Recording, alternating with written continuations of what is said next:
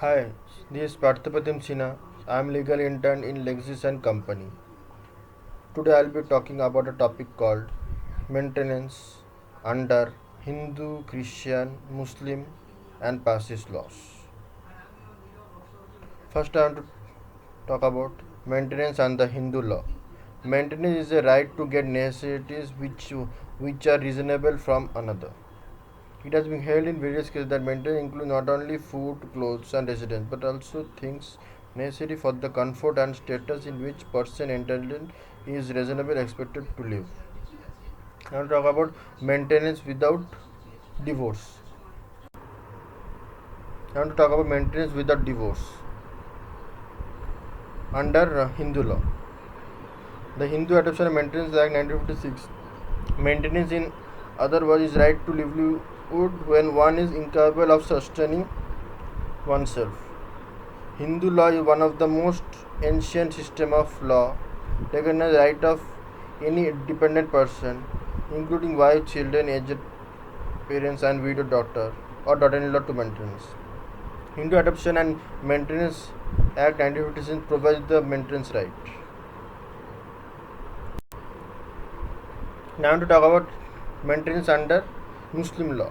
Under the Women Protection of Rights on Divorce Act 1986 spells out objective of the act as the protection of the right of Muslim women who have been divorced by or have obtained divorce from the husband. The act makes provision for matters connected or incidental thereto.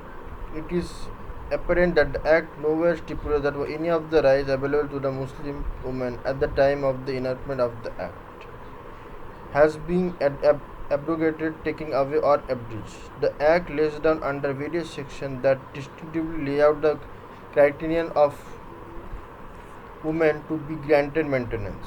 Section A of the said Act says that divorced woman is entitled to have reasonable and fair provision and maintenance from her husband. From her former husband, and the husband must do within the period of iddah, and his obligation is not confined to the period of iddah.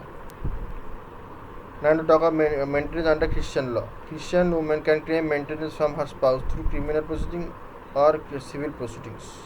The interested party may pursue both criminal and civil proceedings. Simultaneously, as there is no legal bar in it. In criminal proceedings, the religion of the party does not matter at all, unlike in civil proceedings. If a divorced Christian wife cannot support her in the post-divorce period, she need not worry as a remedy in store for her in-law. Under Section 37 of the Indian Divorce Act 1869, she can apply for alimony maintenance in a civil court for High Court, and husband will be liable to pay her alimony such sum as the court may order till her lifetime. The Indian Divorce Act 1869, which is only applicable to those persons who practice Christianity religion, inter alia governs maintenance rights of a Christian wife. Now I want to talk about maintenance under Parsi laws. Parsi can be claimed maintenance from the spouse through criminal proceedings or an civil proceeding. Interested party may pursue both criminal and civil proceedings.